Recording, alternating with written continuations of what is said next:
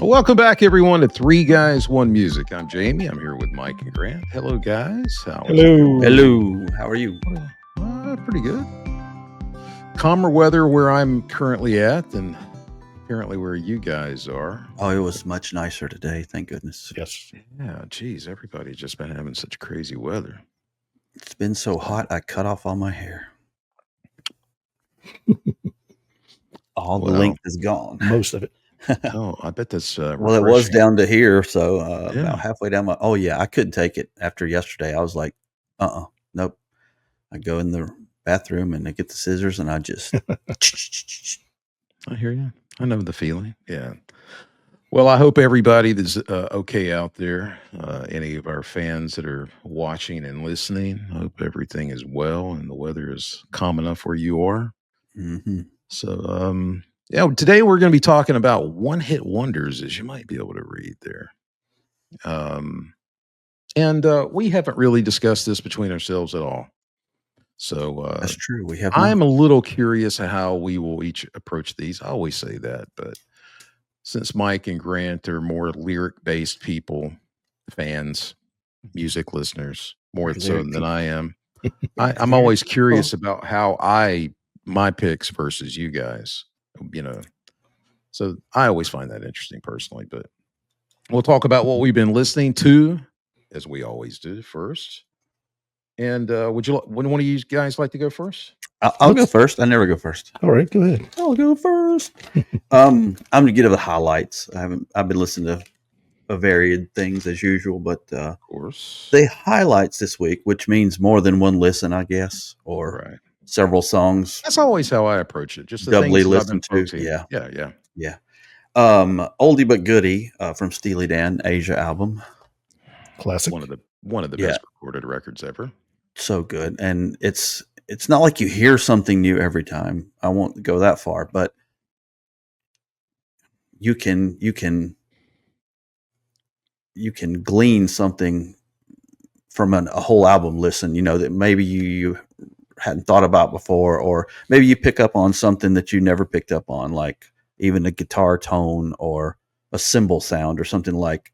And I picked up on where Jim Keltner misses two snare hits, and they left it in. I can't believe the perfectionist of of of them leaving out a missed snare hit. But he But did it misses. feel good? Oh yeah, it's Keltner, so yeah, it felt good. Yeah. So, but Right. it was just strange, you know. He misses the rim shot, and you can just hear more click than you can hear more snare, and it doesn't just jump out at you, but if you're listening, you hear it. And I didn't. Interesting.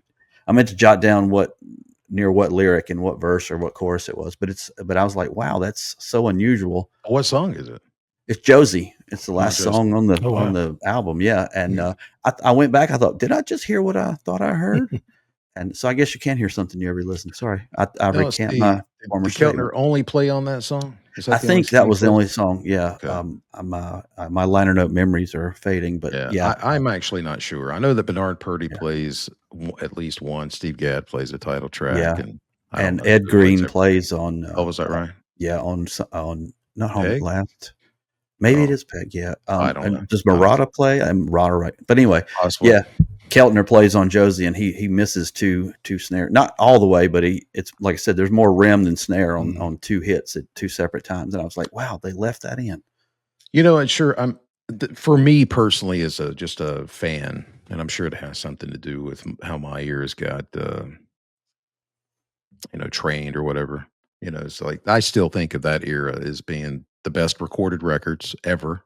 hmm Yeah. Of course, Fagan and Becker were maniacs trying to get the best possible recordings they could, and you could do that to death and take all the life out of it, but that didn't happen. Yeah, Those guys were, sometimes I think, what did those albums cost to make? Because that's a lot of yeah. studio time. Mhm. I mean, Well, just a lot. they also had the brilliance of having Roger Nichols, who the Yeah. engineer, it was a huge part of that recipe, and Gary Katz, the producer. Those guys always all had great ears and knew exactly how much they could push Well, they would to get a get it. perfect take with someone, and then they would record it Yeah. with three other musicians, full Oh yeah. takes, and then go, let's Yeah. choose this one. And that's just like I can't imagine the record company execs going, "What are you doing? You got to get Yeah, out, go, go, go! yeah. You're That spending our money." that's, well, they paid for it ultimately, it came out of the Yeah. royalties. You see Oh what I yeah. mean? Hmm. Yeah, but yeah, it's interesting. I think that how they hear things is probably how I would do it as well. I mean, I don't know exactly what I want, but I know it when I hear it. Yeah. And when they had Jay Graydon do the guitar solo for Peg, um, it's so amazing. But he said there were probably a dozen guys that did it before him, Yeah. Yeah. and they just weren't getting exactly what they were looking for. And he heard it a certain way. And, it's it's just hard to think about somebody doing that, but you can't compromise. I No. mean, I guess you can, but that record is amazing. Oh yeah. Totally amazing. All right, we got. I've spoken the praises of the band Lush before, and this album particularly split. Listened to it again. Haven't listened to it since I think we talked about it on here. So it's kind of refreshing again. Listen to Charles Mingus, Mingus at Carnegie Hall, which is a relatively new release, um, as speaking in jazz terms. U2 Rattle and Hum, went back to that and listened to the whole thing and thought about things. But yeah, Back in Time album. And one of my favorite newer bands, Night Verses. Hmm. Their latest album is a long title. It's Every Sound Has a Color in the Valley of Night. That's the name of the album. What And genre is that? that is, are you familiar with, oh gosh, Pliny or, Yeah. and, Is it guitar based? yeah. And what's the other band? Oh, Mark Giuliano's the drummer. Mark Juliano. Mark Giuliano. Is it Giuliano? Yeah. They're all, we can play our instruments a million miles an hour, and we Yeah. can play real heavy, and we can play obtuse math. Yeah. It's that kind of genre, but I think Night Verses is the most, out of all those bands. I think they're the most melodic and the It's most probably the most song, accessible. yeah, Yeah. song In that oriented. They style. do have some songs with vocals. Mhm. On this album, Brandon from Incubus sings a track, and Oh, oh my god, nice. I forget the girl's name. There's a girl from another band that sings a track. But yeah, I think they have. It's, to me, it's got more depth. There's more different changes. There's more different feels to it than just it's all, you know. Right. So, but yeah, that's basically what I'm going to listen to. Very long winded. So sorry. Okay. Cool. All That's right. cool. How about you, Mike? Oh well, let's go to the Let's go to the list. videotape. Let's check out my list.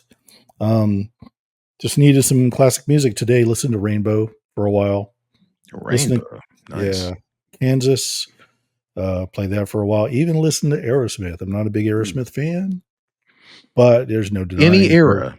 Um, The 70s isn't yeah, a yeah, it's got to be the are 70s. so you are more favorable to that, at Oh least. yeah, yeah, Okay. yeah. All right. Much better music. Royal Blood. Check them out again. Um, who else is on here? I'm sure I've listened to more than just these people. Um, oh man, there's a guitar. It got knocked off my list. There's a guitarist I was going to ask you about, Jamey. I'm gonna have Yeah. to bring that up later. Okay. But yeah, just the usual comfort tunes. Nothing in particular. Okay. I've been listening to one song in particular, but Moody Blues, the song is Gypsy, which I don't remember ever paying attention to. And then I saw one of the YouTube channels that I watch, Sea of Tranquility. He mentioned this song, and he said it had always been his favorite Moody Blues song. I was like, that doesn't sound familiar. And I checked it out. I thought, this is really great. And he was right. It's such a good song, in my opinion. I think I'm with you. I can't recall that song. It's off of To Our Children record, I Mm. think is what the name of that record is. But yeah, it's so good. It's got a great line in it, and I really love the guitar and the bass interplay on it. Need to And I check it out. realized how busy John Lodge is as a bass player. Oh, He yeah, yeah. really, boy, he's busy, but in a Yeah. great way. In a Mhm. great way. I never really paid attention to how many, how many notes he played, but yeah, 67 to 72 era. That's such a great. I'm just a Moody Blues fan. Oh yeah, I love Yeah, them. Yeah. Yeah, they had so. I mean, Justin Hayward just wrote so many great songs for them. But that song "Gypsy," check that out. It's got a vibe to it. It's really really good. Cool. I think that's 1969 when that one came out. And I've Mm. been listening to Oasis. You know, Oh yeah. Oh yeah. one of our friends, Sam Spagnola, is in Manchester, Mhm. England, as we speak. Oh wow. He's going to be seeing them in a couple days, I think, at Nice. the stadium there, their hometown, Conquering. And I saw a picture of social media today that he had downtown. Mm. And the weather looked like it was very nice there, which I'm under the impression that it's not always that way in Manchester. But Yeah, it looked, typical English it looked, rain. yeah, it looked beautiful there today. And I've been listening to some Foo Fighters. They put out a new song a week or so ago called "Today's Song." I haven't heard it And yet. it's really good. I like the production much better on that song than I like on the record from 2 years ago. Mm. Although there are songs on that record that I like very, very much. And I was just revisiting a few songs. I thought, yeah, I liked Foo Fighters for a reason. And controversially, possibly, turned a lot of people on. I haven't discussed this with you guys, I don't think. I might have sent you a couple videos, but you didn't comment on it. There's an AI band Oh, yeah. yeah. called I did not They're all over the news now. watch it Velvet yet. Sundown. Well, I've it was seen- pretty evident to me that they were AI even before it was confirmed. I thought, Yeah. but having said that, there are songs that I like, and I played it for a handful of people. I was like, "There's something interesting about this. Check it out." And they said, "Well, it sounds pretty good." And I told them what it was, and they're not as musically interested as the three of us may be, or Yeah. they don't really have a strong enough opinion to say. But there is somebody that I'm really close to at the hospital who I really respect their, general vibe. And she was the last person I played it for. And she's like, I hate the idea of it. I don't like it. And I respected that very much. She wasn't taken with it. But I also think that the idea of it is more jarring to some people more than just listening and using your ears, because there actually are some things in it that are good. Yeah. I can't just use a general swiping of like, nope, nope, nope, just because it's AI. I just don't think that that's the way to do it. I think you And, have to take the good with it, but that's just my opinion. and Just my that's why take. the robots will leave you alive Well, to oil them and serve them their deeds. I think that there's value in this. I think that you have to come to grips with the fact that it's coming, Oh yeah. Yeah. and Yeah. I don't want to be one of those people like that decided, well, I don't ever want to get on a computer.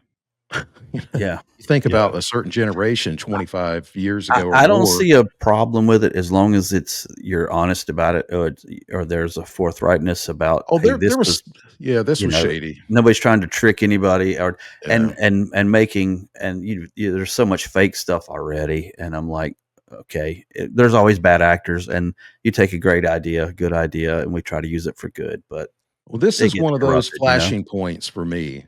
This was one Yeah. of those things where this is probably, if I'm not mistaken, the first AI project that has made a really big impact Hmm. on Spotify. They Yeah, were in Yeah. Rolling Stone, and enough people were paying attention. And I'm sorry, that just doesn't happen if the music isn't pretty good.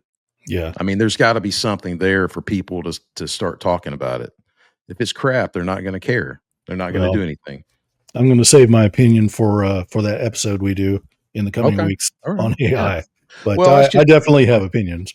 yeah. Well, I know. I mean, Yeah. I respect people's Yeah, opinions yeah. on it. I'm not even saying that it should be totally accepted and everything, but I think that I just want to think about it in a meaningful way where it's coming. There's Yeah. nothing we can do about it. I don't want to just we'll talk about that at a later time. yeah. I think If that's AI probably copies wise to do. something good, then it's going to sound good.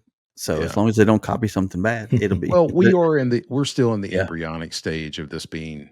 It's going to get better.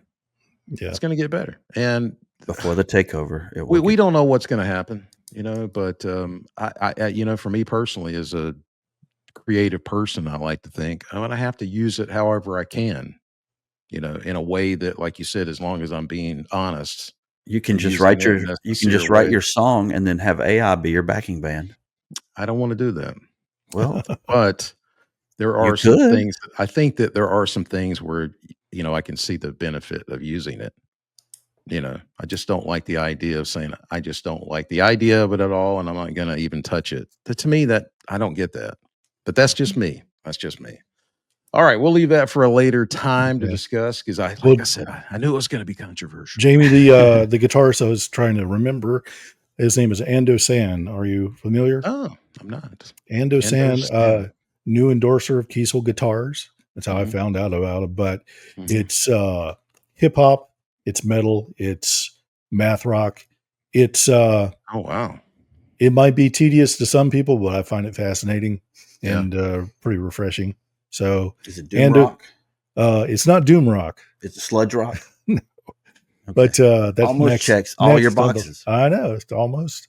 That's next on the list. But yeah, Yeah, check send out send me Ando a link. San. Yeah, send me a Yeah, link.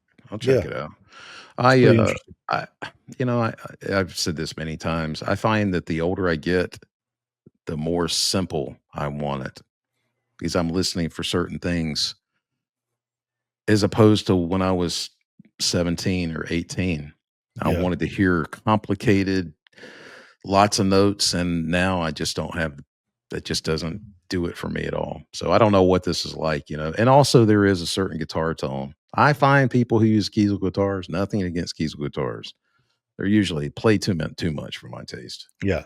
They're Well, then you shredders. won't be surprised by this one. Yeah, just it's not my thing. Not my thing anymore. I Used to think be at it's in one the time. contract with Kiesel. You Yeah, have to play too many Might be, notes to yeah. endorse our equipment. there's a Yeah. quota. Yeah, we'll give you a higher rate of royalty if we sell your guitars, the more notes you 1,000 play. notes per song. Right, yeah. All right, so we'll get into our topic, one-hit wonders. You know, as I See that out? usually do, I'll go first on this, but what I was gonna say, I was normally, I go in chronological order. That's just makes more sense to me, but there is no rule that we do that, of course. Jamie, I stole your bit. I am going in chronological order Okay, this all evening. right, awesome. Grant, I don't want you to be too surprised, but my list is in chronological order. Are you kidding? No, of course not. Ooh, I'm happy. It's a I'm happy. chronological day. It's that day. It's July 1919. 2012. 19. Okay, all right. Everybody's Uh, on top of their see what game. you've done to us, Jamie? Yeah, I'm so shocked. I can't Okay, remember dates. I am. My first pick is, I believe, from '69. I actually didn't do any research on these dates. These are just totally off my head. So if I'm wrong, I'm wrong. But I'm going to just put it out there.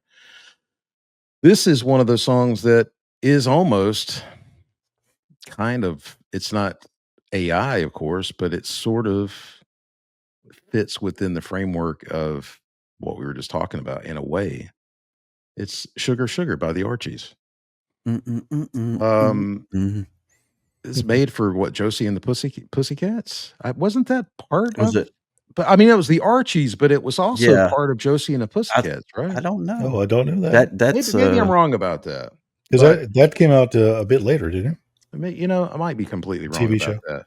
But this was made for that, yeah, the cartoon, yeah. Yeah, for the and Archies. for some reason, I was thinking there was some Or- connection there, but, if I'm Maybe absolutely so. wrong about that. But, it's just a good pop song. It's a really good pop song, and that's the way it was back then. I guess maybe it'll become more like that. They were Now I'm singing it in my head. they you had the Monkees, you had the Archies, you had these bands that weren't really well, I guess the Monkees were real, Yeah. real human beings, but Sugar Sugar, think is one of my favorite songs. It's a great pop song, very memorable. I think Yeah, it's very well written and very well sung. Um, and it's just, I think one hit wonder, of course, but I think it just really is. These songs all, I think, um, are songs that I really have always liked, Mhm. and Yeah, that's They're how I chose mine. How I went through it. I was these like, are my yeah, favorite one-hit wonders. I So, like these. Yeah. yeah. Well, there's a So, lot to choose. I was shocked. I actually used the internet instead of relying on my brain pan, and I was like, okay, there's been a lot of one-hit wonders. Um, sure so has. it's almost like, I mean, you could have multiple lists, obviously, because there's quite a few songs like, oh, this one Mm. or this one. But I said, no, I'm gonna do this. So anyway, sorry, I just didn't realize how many one-hit wonders you've forgotten about. You know what I Yeah. mean? Yeah, I had to cull quite a bit from my list. I mean, Jamie, you're always like, "Can we do 10? Can we do 40? How many Right. can we squeeze in?" Can we do But 300? yeah, I had to eliminate quite a few off my list Yeah. because there's so many great fun songs out there that didn't make it past that bands that didn't make it past that one hit. So Well, why don't you continue, Michael? why don't you want me to? I will. Sure. All right. That was a good forward to your Little list. segue to my chance. I've always loved 50s pop and the doo-wop groups and that kind of thing, like the Silhouettes and the Del Vikings. But thinking about that I don't know why this song came to me, but I love it. Mr. Lee by the Bobettes, 1957. It's just such a fun song, classic girl group, sing along, and I don't think I'm can't say much. familiar. Yeah, I can't say much more than that. Mr. Lee by the Bobettes. It's just a fun song, exemplary of the time, what you hear on the radio in the 50s. So, Yeah. Well, that's like I said, there was so many on there. Like, I oh, don't even yeah. know this song. You know, just even the ones in my era as a teenager, I was like, I don't even remember this song. What is Yes. this Well, song? I Well, had to make it. Yeah, I had to make a decision on how far back to go, Yeah. and I oh, thought, how often do I listen to these songs? These are the songs that I listen to much more regularly. Even yeah. though, like I said, I'm not familiar with that song. I'll have to check it out. But Well, we've talked about our musical influences Yeah. before, and I've always said, yeah, my mom and my sister were the biggest influences, and my mom, of course, in charge of the radio yeah, in the kitchen, in charge yeah, of the radio on car trips. yeah, Anytime there's music being played, she was the right. DJ. So my mom, listened to the music of her youth. So Sorry, Ron. that's what I'm gonna Absolutely. gravitate toward. Yeah, my dad. My dad got to play his music once in a while. Mitch Ryder, Oh, yeah. Johnny Nice. Oh, Cash. We listen wow. to that once in a great while, but yeah, I just love that doo-wop sound, and that's a great little ditty. Nice. Yeah, I'll check that out Nice. too because I'm not familiar. I got two things now, one from each of you. All So we'll right. see. Excuse me. My first pick is from 1959 or 58, really. And then in 59, they won the first Grammy at the first Grammy Awards for this song. What year again? Well, it came out in 1958, but in 1959, they won at the first Grammy Awards, they won the R&B song for this. And it's the band called The Champs.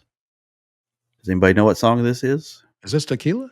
Tequila. It is. It is. Yeah, Just a fun song, and it's a rule in our house. it's iconic. Anytime it comes on, whether it's in a movie or it's in a commercial, you have to get up and do the Pee Wee Yeah, tequila dance that he dances on top of the You have bar. to put on the high heel shoes. No, No, not a requirement. Because Okay. by the time you go An to the closet and get the shoes, and it could be over. So, yeah, it's a requirement. And we get up off the couch and do the dance real quick, and then no matter what we're doing, it's a requirement. it's great. yeah, And it was a B-side to another song that they were trying to get a hit for this guy. And they wrote this not as a joke, but just because they needed another track to fill up the tape because, they didn't waste stuff way back in the day. Mhm. Yeah, And it was just a one-off thing. And then, of course, a DJ played it somewhere and people were like, whoa, this is cool. And yeah. then, it became such an iconic song. And I don't care who you are. The first time you hear that, if you don't think Yeah. that's cool, there's something wrong with you. You're like, oh, that's It's fun. It's pretty It's cool. fun. Exactly. Yeah. Yep. One thing that I find interesting about it is, and I've never even thought about this until right now. The saxophone, the Yeah. Mm-hmm. classic line, that and the vocal. Back in that era, recording technology was still, in its infancy, sort of, as we know it anyway. When 10 years later it regressed amazingly. Mhm. But those two sounds are really the only thing that really stand out. I mean, you can hear the beat, but Yeah. Mhm. the bass was so hard to capture back then. Yeah, because it's I probably guess a I mean, stand-up bass too. Yeah. the electric bass had only been invented just a few years prior to that. So yeah, Yeah. who knows what was actually used? Maybe it was stand up. Yeah, there was probably only, what, 4 microphones in the room, possibly. Yeah, it is such a funny thing Because he how probably played the sax, and he played, and then he took his sax away and leaned it to the microphone to go tequila, and then came back and played the sax in the same microphone. Mhm. yeah, well, yeah. I mean, you still had those amazing mics even back Oh then. yeah, I think the Neumann was around back then. Probably that was probably been around since the 40s or something, hasn't it? yeah, I think so. Yeah, Yeah. that's cool, man. It's a great song. It's Hmm. fun. It's fun. Yeah. Okay, my number 2 choice is gonna be a song that, I don't know that it would have made an impression on me, and this is from 1970. I don't know that it would have made an impression on me had I not worked in a record store when I was a kid. I got exposed to so many things that I would not have otherwise, and, of course, you don't realize it at the time, but Oh now yeah, I mean, it didn't take me that many years to realize how fortunate I was for so many reasons, but I really got an education, and, the song is called, "Green Eyed Lady" by Sugarloaf, oh, Oh good yeah. song. Yeah, and it's just I think it's a great '70s song. Um, to a kid that was very spooky sounding. yeah, it's got a vibe to it, Yeah, Yeah. but, yeah, that was a big hit back then, and they never did anything to, rival that, to my knowledge, but it's just got a lot of very hip sounds, and, the record store I worked in, that was played, and I immediately took to it. I thought, "Oh, that's great." I had no idea what year it came out, but it definitely sounds, like '70s, yeah. you Yeah. know, to Yeah, me. I can't remember the first time I heard that song as a Yeah. kid, but I'm sure I heard it when I was a kid because I always listened to the radio. And spooky. I still call it a spooky sounding song. That's probably what I called it as a kid. It's so spooky sounding, but I like it. You just opened my eyes to something else I never really thought about. My radio was the record store. I Mm, never was a radio person, but my record store, my radio was that. Yeah. I heard all these things, and as I've mentioned before, Jim would make a top 40 Mhm. cassette, and he had 2 turntables, so he would, fade them into each other, and he did a handful of those for me, and I'd play them for people on the bus and things, and they go, "How did you do that?" You know? magic. But it was, he played so many things for me that I just will never I'll always be so appreciative of that. It's Yeah, just awesome. you're right So, though. yeah, That was your radio. Yeah. I really was. I mean, I got turned on to Steely Dan that way. I mean, even though had heard them, I really heard A19 and Time Out of Mind constantly. Hmm. Mhm. I didn't hear that on the radio. Hall& and Oates, You all the probably got to stuff hear that more you guys all the deep stuff cuts you too. guys Oh, yeah, well, yeah. I mean, I just remember hearing, Just a Gigolo by Louis Prima. Mm.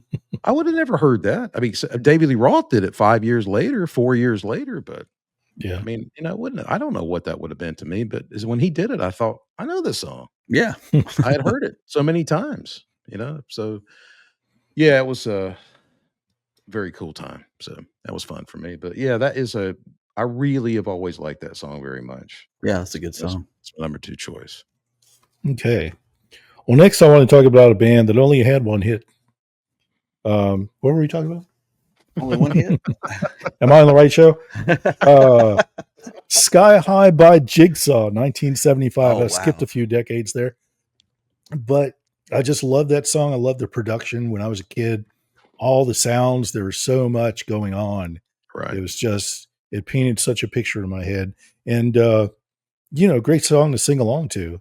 It's too bad they didn't, couldn't hit the charts again, because I thought they were a very talented band listening to that album again recently. But Oh, wow. yeah, Sky High by Jigsaw is a great song, great 70s song, great production. It's a lot of fun. Yeah, I've not heard that in quite a while too. listen to that as well. Yeah, there you go. Put that on your list, kids. All right. Are you next? I'm next. Grant? I'm Okay. next. All right. I'm going Okay. last today. We're going counterclockwise. Okay. All right. We're going counter revolution. My next song is from the year in chronological order, 1965, by a singer by the name of Barry McGuire. Oh, Eve of Destruction. Eve of Destruction. You got it. You got Yeah. it. And great song, protest song, anti whatever song. I did not realize, doing some quick research, I thought I better delve into this one a little bit. It was a one take. It was the last take of the day or the session, and Barry McGuire was just trying to get through the song, and they were supposed to re-record it, but someone had mastered it and sent it out, and then it suddenly became popular, and they were like, he got a call and was like, "What's up?" He goes, "You're on the radio," and he goes, "What are you talking about?" And he goes, "You're on the radio," and that song became a hit. Now, he was a member before of the New Christy Minstrels, so he was in the business or whatever. So, but this was his solo, his biggest thing solo wise. But yeah, and I didn't realize the song was banned by certain radio stations, and the BBC wouldn't play it until after certain hours or whatever, and it was used by the media as a this is what's wrong with our youth. Yeah. They don't want people to die in wars, and they want poor people to have food. This is what's wrong with our youth. Now, didn't the guy who wrote the song, he was an interesting character, if I'm remembering I think this PJ right. Sloan, I believe. Yes, Yeah. he was an interesting character. Yeah, he was like 22 or something. He was really young when this song became a hit. I just think that would be the funnest part to me, to be the songwriter who writes all these songs and have these in the ether, and but not have to worry about trying to, be the face of it. Yeah. It's always been more interesting to me, be behind the scenes. But yeah, that's I mean, it's just so 60s. Yeah. Yeah. I mean, that was a perfect song for that period of time. I mean, it really spoke to the youth. Yeah. I mean, it galvanized a lot of people, Yeah, I would say that was an important song.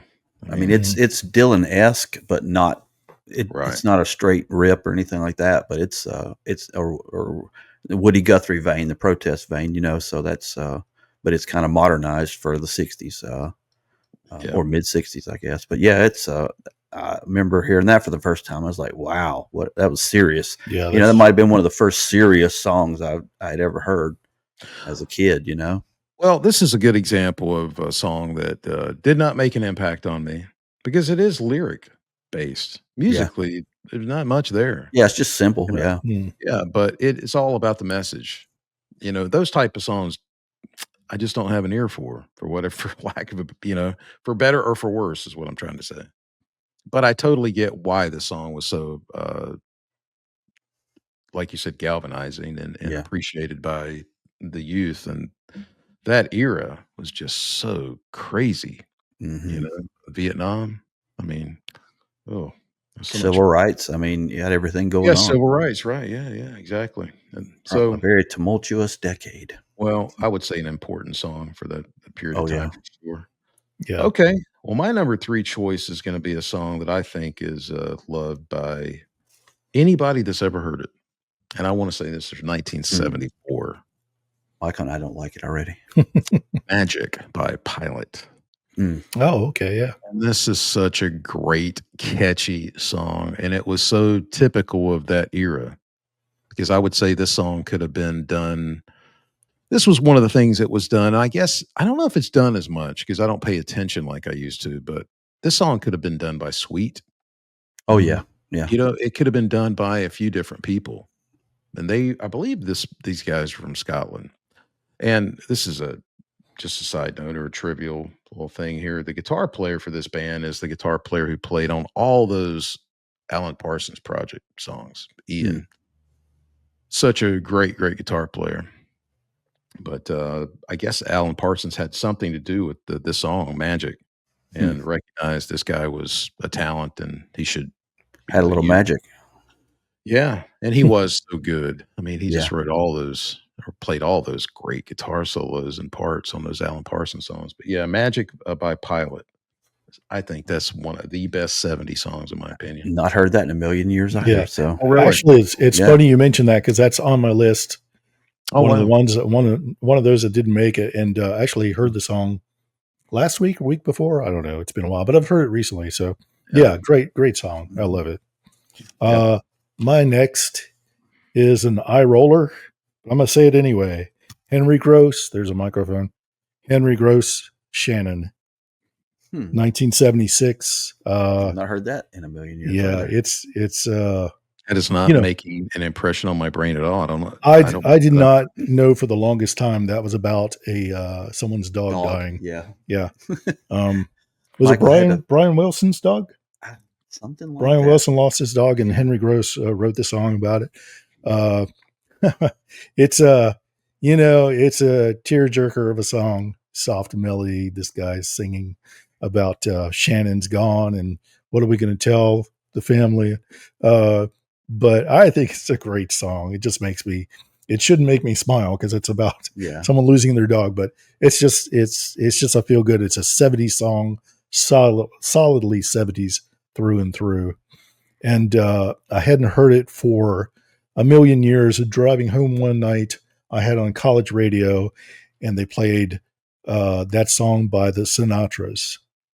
I don't know if you know that band, but it was spot on, and I just loved it. And Henry Gross had a few more attempts. I think he made the top 100, but nothing really made a mark like Shannon. That went. Hey, I've got it down here. I took notes this time. Never goes as high as a dog dying song. Yeah, this went to number 6 on the top 100. So, wow. Yeah, you said 76. 76. Yeah, I'm sure I've heard it, but you've heard it. Yeah, that is one of the things that I love love when you hear about that era. I love the fact that probably from the late 60s through the late 70s, there was a certain type of song that could be successful. It was just kitschy enough, and that might not be the appropriate word for in this case, but it was just a good song is a good song. It has to have the melody to make you want to listen to it again, and I guess the words has to mean something to you. Emotion, yeah. There has to be something there, but it could be about a pet rock. Yeah, I mean, it could be about anything if it means something to you, or it just. So that is one of the things that I miss about that period of time. We don't have the songs about anything. The innocence. Yeah. Like, it's just there's something that was, and I guess if you were a certain age, you might have just rolled your eyes. It wasn't serious enough. Yeah. I think that's fun. Not in the subject matter, of course, losing your pet, but just the whole fact that you could have a song about anything and it was light. I mean, compared to something that was, really meant to be dark or taken seriously. Yeah. But I mean, like the falsetto chorus section, is that a 70s thing? Because think about how many songs use the falsetto in them. And Shannon's one of those. That's the main part of the song. But yeah, very 70s and in subject matter and recording and everything. But I just love it. Some people roll their eyes at that song because of it's silly subject matter, but well, if you don't know it's about a dog, you're thinking, wow, this is a tragic love story. Yeah. Well, we could have an episode that would maybe be a little lighthearted, our favorite falsetto songs. Hey, there you go. In the future, most people probably would not care about those. But God, think about Leo Sayer, the Bee Gees, Robert John, Philip Bailey. There were a ton of people, like you said, Mike, that back in that period of time, falsetto was a thing. I mean, Frankie Valli. Mm-hmm. I mean, there was a certain period of time there where it was very common. Lots of songs. So. Okay. All right. You up, Grant? All right. Let's see here. What do we got? What year are we up to now? We did 58, 65. We are in the year 1971. Oh, catching up. We're catching up.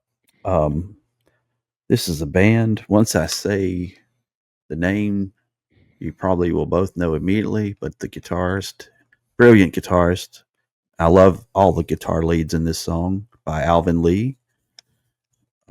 Band 10 years after. I'd love to change the world.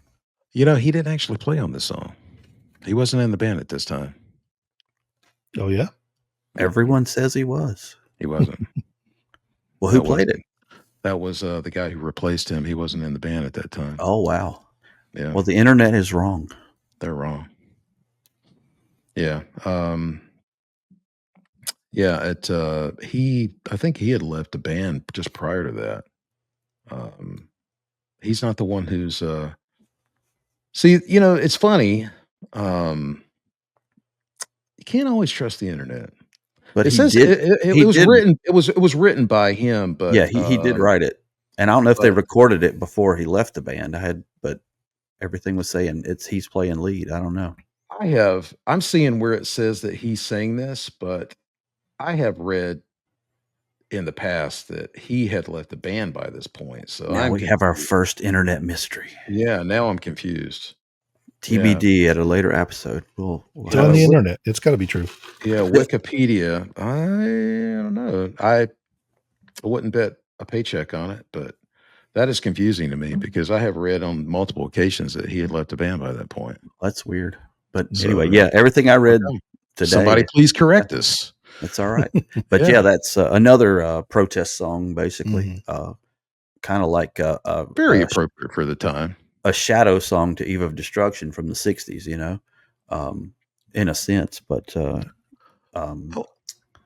yeah, it's just about trying to make things better. I mean, is there, just like the 70s had their sappy songs about love and or dogs dying. You also had a lot of songs in the 70s about making things better. After the tumult of the 60s, a lot of people were like, What is a famous commercial that was out almost exactly the same time that was iconic? Coca-Cola. Exactly. I'd love to teach the world to sing. That was out exactly the same time, 71. Yeah. And that's, the thing that I think of when I think of that era. Mm-hmm. You had, the marketing world trying to balance Vietnam was still in, Oh yeah. high gear, and there was still, devastation going on. But you had the marketing world trying to balance. I think All in the Family was debuted the same year. We were still trying to figure it out. We're going from the 60s to the 70s, and everything was becoming more, the message was getting, I guess, more intense, and it was also, but at the same time, it was becoming lighter. Yeah. The 70s, I would say, typically is the only decade, well, maybe not the only decade, but versus the 60s, it balanced that lightness with the darkness. Equal amount of good and television, trouble. Yeah. and television, probably television and movies more so than the songs. I think the songs were lighter and more fun during that period of time, generally. Yeah. But the 70s were such a unique decade. I just think that I said recently that I consider the 70s the best decade for music from top to bottom. When you take into account songwriting, production, performances, talent. Yeah. Well, those same people around in the 80s, but they didn't produce the same quality of music, but I guess we all have a certain window when we're going to be at our best. Yeah. But that's a great song. And I do have that. I always keep that on the playlist, but I would love to, I'm going to have to research that. Yeah. Let's figure this out. That it is a mystery. We'll have a new podcast, Musical Detectives. I like that idea, actually. Okay. All right. This next few songs. Music she wrote. Music. Yeah. Sorry. She wrote. Michael wouldn't bring up that. That's not bad. Music PI. Yeah, music she wrote. I like that. There are so many great songs from the 80s that were one-hit wonders. And this is really hard for me. Yeah. What did I choose? I forgot what I chose. Oh yeah, okay. Any of these would be. This is number 4 for me. Yeah, so this one is really difficult. Um, but I'm gonna have to go with "True" by Spandau Ballet, Mm. and most people would say you're kidding. Not that it's not a great song, but that I would like it. But I've always loved the song. Yeah. I love the saxophone in it. I have said this many times. Saxophone sonically has always been my favorite instrument. It's in the same range Yeah, as the yeah, you guitar. said that, yeah. Yeah. I love the saxophone. I would have played the sax had it would have been my choice to play that had I gotten my wish when I was in elementary school. But I ended up playing the cello, and it's in oddly the same range. I never figured that out until many, many years later. But that's what my ears attracted to is that period, that little space sonically. But yeah, I think "True" is a great song. Oh Yeah. yeah, There are fantastic song. so many songs that I could have chosen that are equally valuable, but that song has stayed with me all these years, and, Yeah. I love it. I just love the timbre and warmth of his voice in that. It's Yeah, so it just sets the mood. It really is a great song. yeah. It I sounds, think it's pun intended, it sounds true. I mean, the what he's singing about, he sounds like he's really believing it, you know? I mean, it's a little, you know, I love it, but it's a little, kind of yeah, I yeah. mean, it's got that, but A it little works. schmaltzy, a little A little schmaltzy. schmaltzy, Yeah. Yeah, that's the word, yeah. It's a little much, but it still works. not an insult, just an observation. No, Yeah. no, it totally works here. We all It's love a the song. it's a little I'm sure that somebody who Don't had never heard anything like this would listen to that, and that's what they would pick up on, that they go, yeah. "I hate it." But that's the part that's kinda It's tongue almost in like cheek. a Yeah, modern crooner, you know? It's yeah, it's it's yeah. it's in that vein or I whatever, but, understand. We all understood what they yeah, were going for because we had heard things prior to that, I'm guessing, and not Yeah. really realized it and thought, "Okay, I get it." yeah, But I'm sure that somebody had never had any of the whoops, sorry about that. Nobody had any previous, background would listen to that, and it doesn't make any sense to them at yeah. all. Yeah. So, But was there anything else like that at the time on the Not top 40? mm-mm. I don't think It so. was so no, It unique. was very it and stood out, Yeah. you know. and they're such a British band, but I Yeah. don't even think of that as sounding overly British. Yeah. Yeah, it Not to doesn't. I me, don't even think you that know? it sounds It sounds New just York City to me, universal. crooner, yeah. Yeah, it sounds very metropolitan for Yeah. sure. Yeah, New York, I don't yeah. know. I don't know. I kind of associate it with Roxy Music Okay, I when can I see first that. heard it, Yeah, you know. yeah, I can hear that. Yeah, it's got that, kind of, sophistication for Yeah. sure, Yeah. that kind of vibe, but there are some other songs that I would love to mention, but my 5th choice, I have to go with I've got it picked. I cannot not mention this song, I think is one of the Okay. best. Well, Alright. let's hurry and let you get to it. This next group I dismissed completely when I heard them on MTV because that was the time period. They were big in England and they're starting to grow here. And I was like, So that's not my judgmental. style. And my friend Grant Griggs Oh, bought the album. I think I know him. I he was like, did? why do you have that? And What did that moron do? he made me listen. Well, he made me listen to it. He let me listen to I it. held him I was down. like, Listen to this is this. amazing. And from then I've appreciated Too Shy by Kaja Gugu. Great piece. It's just the way it's built from beginning to end is just an Yeah, amazing song. If you really pick it apart, the parts between the bass and the keyboards, it's really impressive. But beyond that, Too Shy, 1983, is just a great song. It's a lot of yeah, fun. it is good. I think it's aged very well, and Yeah, again, Yeah, it I holds think up. I can't remember deciding in my brain, I don't like this, but I bet I did because it was so different from anything that I would have listened to. But yeah, this is why, and again, not being a radio person, this is why I'm going to say this.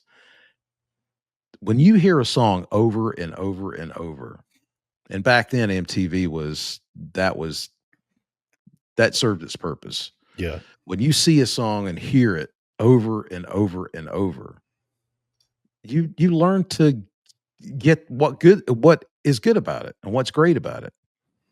I mean, or you just hate it. Yeah, or yeah. One of the 2. But when something has substance, this song I think is it's so it's so 80s, Yeah. Yeah. but I think the production is aged pretty well. There's Yeah. nothing just really obnoxious about it. I think because there is an amount of restraint in the production. Yeah, yeah, Some 80s songs are, Yeah. Oh oh, yeah. so over the top 80s, but yeah, this survives on, the restraint in the production. yeah. I am a fan of the song. I have I And always you keep it on a playlist. and nobody cares about the rest of the album, but it's really pretty good Is album. that I right? mean, yeah, I mean Yeah. the other tracks are very listenable, very good songs. I mean, but when you have a monster hit like that, that's all that people Yeah, especially back then, that's all Yeah. that people concentrated on. right. We're spoon feeding you this, and we got to remix this, and we got this. You know how it was back then. I would have never listened to them if you hadn't got the album. Yeah, see, it's true. I've said that, and I've had people say, "No, you're lying," but I've always liked music from every single genre of music. If I like something, if it's disco, I like it. I don't care if it's death metal. I like it. If it's something that strikes me, I like it. Because a lot of like we've had this conversation before. People say I like music, and then they only like Right. one or two kinds of music. But so sorry for. I'm glad I introduced you to that. So sorry Expanding it my was horizons. traumatic. Well, I would like to do a favorite disco song. I Oh don't yeah, know when we would do that that would make sense. 5 favorite disco Would ducks. have I would like to do it in a certain period of time maybe, but, I love disco. I mean, not all of it, Yeah. but there were Yeah. great songs. Oh, yes, they definitely were. A great song is a great song, so I don't have any, in my mind, like, "Oh, it's disco, it's terrible." Yeah. I that for us, when we were growing up, it was just part of what it was. It Yeah. was so everywhere, so alright. All right. Let's see. My fourth choice from the wonderful year of 1982. A little known band out of LA. This was their only hit. They had a couple other songs, but this is their only hit. Little band named after a type of shoe. Anybody get it yet? The Plimsolls. Oh, A Million Miles Away. Oh, great wow. song. Such a good song. So Yeah, jangly. So Mm. yeah, it's really it's good. REM esque without Yeah, being a REM ripoff. But and that got great little guitar riffs in there, great lyrics, just the whole feel of the song. it's Just great. it's just a great, great song, and it's You cannot yeah, easily find it. There must be some, songwriting issues, publishing. It's yeah, Mhm. not it's there's not it's really difficult to find a digital version that's, I mean, you can find it, but it's not yeah, they didn't make any money, yeah, really, and, you just can't find a good version of it that sounds yeah, good, and not that I found. Somebody yeah, please correct me and let me know because 'cause I'd love to have a version of it, but I love that song. I always yeah, try to track down songs like that for playlists, yeah, and I haven't been able to find one. Yeah. Yeah. I haven't heard that song in a while, and this past weekend at the pool, it was on my playlist, or the playlist made for me. Um, I just pulled it up, and that was on the rotation. And I was listening to it. I'm like, wow, each section of the song flows into the next yeah. so well. The song is so well written. So yeah, what a great song. It makes me think of the days seeing Let's Active Oh yeah, at yeah. Hmm. UNCG. It's Mitch that Easter. jangly Yeah, guitar. It's some So of the best sounding recorded 12 string. yeah, I'm really, I mean, besides Jimmy Page, I'm really challenged to think about a better recording. I mean, it's the Birds, yeah, but I yeah, think I prefer this to some of Roger McGuinn's, sounds because he had a mhm, certain attack, but this is yeah. like rocking. Oh I yeah, mean, they yeah, were really digging in with the 12 string, which really appeals to me. yeah. They're not yeah, just But, it's just it's such a strumming it. great sound, Yeah. and yeah, it's sung so passionate. Yes, Yeah. definitely. I believe it, and I believe that Yeah. lyric. Yeah. Yeah, I totally agree, and that's in the, soundtrack, for, Valley Valley Girl. Girl. Yeah. Yeah, and, that might have been the first time I ever heard it. Totally. Yeah. Okay, 5th and final choice. This song, I think this is from '96, I think, and this song is, I just think this is one of the strongest melodies that I remember hearing back in that period of time. Uh, and I'm as good as this song is. I just it's hard to believe that they couldn't come up with something else that was this was all they really had. But nothing made an impact like this. And this is In the Meantime by Space Hog. Great I song. just think that is a great song from the 90s. Mm-hmm. And it's the melody is so strong. It's got a tremendous bass line in it to Yeah. me. Although I don't love the sound of it. He's using a Rickenbacker, but I don't love the sound of it, but it's still a great bass line. And he sings it really, really well. So I that's definitely one of my favorite songs from that era. Yeah, that is a That's great my song. that's Yeah. my fifth and final choice. All right, cool. It's funny you mentioned Disco Duck because I'm going to jump on that train. You know, those novelty songs that you just roll your eyes at, but it's just fun to sing along. And every decade has theirs. And my final choice is going to be What Does the Fox Say? 2013, which is the greatest song ever. How do you pronounce that? Is it Ylvis? Ylvis? Do you even pronounce the consonants? I have It's no idea. a Swedish comedy duo. Ylvis. But you know, that perfect dance club production, and just the silliest, you know, trying to come up with what sound would a fox make if it made a sound. But I just love it. You know, it was an international hit. Kim introduced it to me, and I couldn't get enough of it. It's so much fun. Just the silliest song. That's my number 5. I think you might have mentioned this in a previous episode. Maybe. Yeah. I don't remember. I remember VeggieTales, and I remember I don't know that SpongeBob. I don't know that I've heard this. You don't don't know heard this? What does the fox say? What does Jamey say? Where would I have heard it? Where would I Yeah, have On heard it? the radio, Jamie. You don't listen to the radio. I mean, don't. are you new to this podcast? You don't listen to the radio? Are you new here? This is my first day. Are you a doppelganger? Are you an AI doppelganger? What station would have been played on? It would have been played on. It was a top 40 hit. It was really. Let me look at my numbers. I think it was number 1. It was number 6. It went to number 6 on the charts. I have so yeah, it was played everywhere all the time. I know I'm an outcast, but I've never listened to the radio. Look I definitely, yeah. Look it up. Let us know what you got a lot of links coming to your message. Yeah. I honestly don't know that I've ever heard this. Well, you will regret it. I mean, you will love it. All right. Sorry. Cool. Okay, let's see. Let's get back to seriousness now. Okay.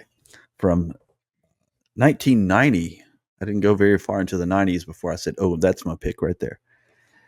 A very, very, very, very, very, very, very, very, very underrated band with a female singer, a wonderful, beautiful, full, amazing voice. Concrete Blonde. The song is Joey. That's 90, huh? I thought that was 89 for some reason. 90. It's 90. Okay. Right. Triple, very early. It must have been very early 90. Yeah, I think it was May, I believe. Was it? Really? Yeah. Wow. Okay. All right. Such a powerful, emotional voice she's got. And that song is just so good. And that guitar solo is so good in that song. Yeah. A very processed guitar sound, but it fits. It's and the note choices are so good. But yeah, just such a song about a tragic thing, trying to care about someone with addiction, and they care more about their addiction than they care about you, is what it's about. But it's just such a beautiful, moving song. And it's a shame that they never had any other hits, you know. I mean, they had several albums, but nothing struck like that, you know. Well, how amazing is it to come up with one song that connects with so many people? Yeah. There is no shame in being a one-hit wonder, people. No, not at all. Not at all. I would love to be one of those people. You know, I mean, just to be able to make a connection with the masses, that's amazing. You know, I mean, I really didn't expect to say this at the end of this, but I mean, it's true. There is no shame at all being a one-hit wonder. I mean, no. You know, I mean, this is our lives would have been less for the lack of these songs, you know. Totally. Really would. That is the truth. That's a great way to put it. Yeah, I mean, these songs should be entertaining. They should mean something to you, but they should be fun. I Yeah. mean, maybe not in the case of Joey. Well, there's all You know, levels. There's yeah, serious right. They all one-hit have. wonders and Yeah. there's fun one-hit wonders. I would say Thunders. that era, um, the very late '80s into the '90s, was such a transitional period where we were going from nothing against Whitesnake, but that Mhm. period of time where everything was pretty processed and formulated, Yeah. and they had hits that I still like very much, and this is not a knock on Whitesnake, but I welcomed the next Mhm. era, and I didn't know it at the time, but I was so bored with what was going on. Yeah, it was getting played out for sure. Yeah, there was. I totally remember how you could kind of sense something was happening and something was coming, but you didn't know what it was. And I mentioned this the other day to somebody who's really into music at where I work, and I just love the early '90s for the raw quality. They got rid of all the processing and the overproduction, and Mhm. that's what I that was the thing that I loved most about that era. The songs have lived on, and they're great, the ones that I have, but it just was kind of gone back to simple um, recording techniques and just about more about the performance. But I love the sound. It influenced me greatly.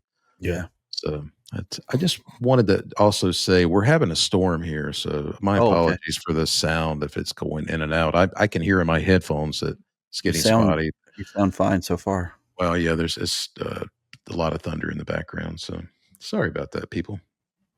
All right. Well, this was fun for me. I hope it was for you guys. Yeah. Um, we're gonna have a new episode in a week or so. We're in the middle of summer, so we're still trying to figure out our schedules here. So hang in there with us. We may or may not have a new episode after this one immediately, but it will be just This is the within a week last or so. episode, folks. We'll never have Not the another one again. episode. No, yeah, but we're on vacation and have a lot of different things going on, so it's hang in there with us. Schedules are Scheduling fluid. issues. Yeah. Yeah, there we go. They are very fluid, actually. So we appreciate you guys checking in with us and listening. And please like and subscribe as always. And we'll see you guys next week. Thanks so much. Right. Be well. Well, you got yeah, that there's from my Demolition Man, didn't you? Just notice my Band-Aid there. Yeah. Oh, Oh, no. nice. I cut my finger, but I don't have a Band-Aid on right now. I gave the man the wrong finger. Remember that Richard Pryor movie?